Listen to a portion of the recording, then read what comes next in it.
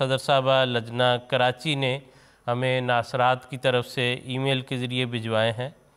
ان میں ایک سوال جو ہے اس وقت شامل کر لیتے ہیں جس کا براہ راست روزے سے تعلق ہے۔ بچی نے پوچھا ہے کہ احمدی مسلمان محرم کا روزہ کیوں نہیں رکھ سکتے یا نہیں رکھتے؟ جیسے ان کا سوال ہے ویسے ہی میں نے پیش کر دیا۔ براہ کرم ان دو سوالات کے متعلق جواب عنایت فرما دیں۔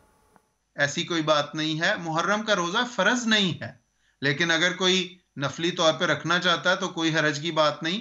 حضور صلی اللہ علیہ وسلم مختلف احادیث میں یہ ذکر آتا ہے کہ جب حضور مکے میں تھے تو تب بھی حضور عاشورہ کا یعنی 10 محرم کا روزہ رکھا کرتے تھے۔ اس کی کئی وجوہات بیان ہوئی ہیں تاریخ میں، اور پھر اسی طرح بعض احادیث میں یہ بھی آتا ہے کہ جب حضور صلی اللہ علیہ وسلم ہجرت کر کے مدینہ تشریف لائے تو وہاں پہ مدینے میں بعض وہاں کے قبائل یا وہاں کے یہود روزہ رکھا کرتے تھے عاشورہ کا، تو اس پہ ان کا خیال یہ تھا کہ یہ وہ دن ہے جس دن حضرت موسیٰ اور ان کی بنی اسرائیل کو فرعون سے نجات ملی تھی۔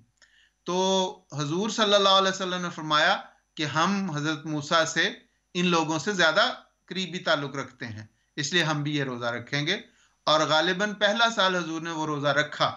لیکن 2 ہجری میں اللہ تعالیٰ نے رمضان کے روزے فرض فرما دیے، تو حضرت عائشہ رضی اللہ تعالیٰ عنہ کی روایت ہے کہ جب یہ روزے فرض ہوئے تو حضور نے فرمایا کہ اب رمضان کے روزے فرض ہیں، عاشورہ کا روزہ اگر کوئی رکھنا چاہے تو رکھ لے، اور اگر نہ رکھنا چاہے تو کوئی حرج نہیں۔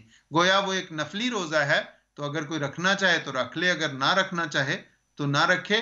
نہ رکھنے پر کوئی گناہ ہے اور نہ رکھنے پر کسی پر کوئی پابندی ہے کہ وہ نہ رکھے۔ لا الہ الا اللہ محمد رسول اللہ۔